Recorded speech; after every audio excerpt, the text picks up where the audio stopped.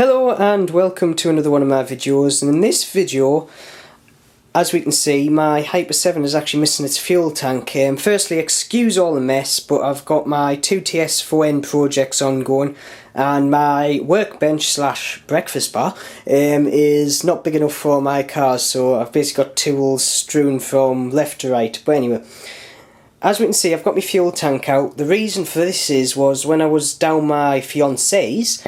Yes, she's no longer my girlfriend. My girlfriend is now my fiancée. I've actually asked her to marry me, so yeah, that's another big moment in my life. But anyway, back to the cars.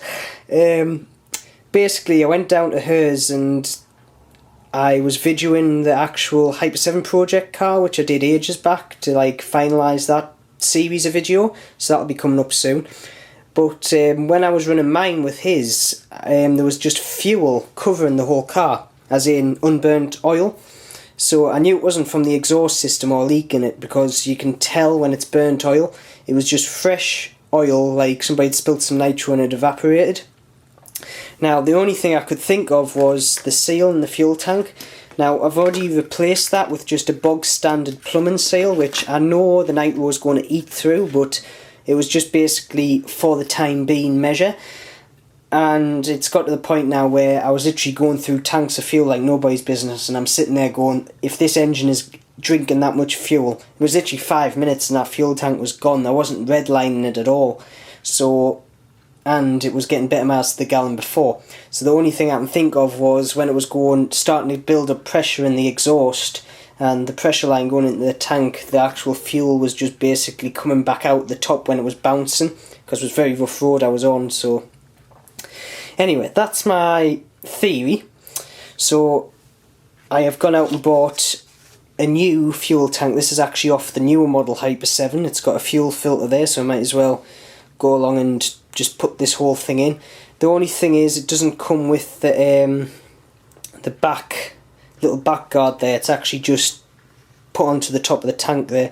So what I'm going to do is I'm going to fit this into the car, and I've also got another nifty thing which I'm putting on this car, so I'll quickly go and fit this and I will show you what I'm going to do when I get back. So I've got my fuel tank back in. As we can see, I haven't piped it up yet.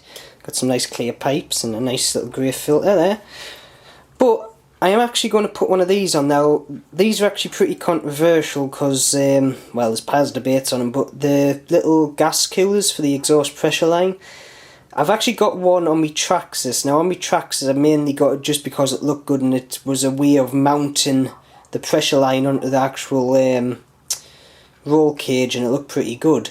But with this one, I just thought, because how big the engine is, and I know it might be marginal. I know some people say they're getting about 30 extra seconds running time out of them when they're racing, so I might get 5 seconds. But it looks good and it was cheap, so I'm going to mount this here where the actual stock air filter wouldn't be mounted onto the tank. I'm going to mount it at an angle like that and run the fuel line up to it and see how that works. So I shall busy start sticking that back on and I'll show you how it looks. So with a little bit of fettling, I've managed to get my little fuel set up here. As we can see, I've mounted the actual gas cooler onto this little mount here. I was going to mount it on the original hole, which would have been for the stock air filter, but that was too far along. It was interfering with this elbow here. So I've just drilled a hole slightly further along and put it there, and it's fitting nicely there, just above the fuel filter. Hopefully this will solve me problem of, as in the new fuel tank, will solve the problem of all this unburnt fuel just getting sprayed all over the place. And to be honest, I think this little, even though it might not do anything, but this little, one, it looks good, and two, it just makes everything look a bit more tidy. Because I could have put a fuel filter in the pressure line and a little holder for that just to keep it nice and neat, but I think that looks pretty good. So next thing is going out to try all this to see if it works, so that's what my next video will be. So as always, keep safe and I shall see you soon.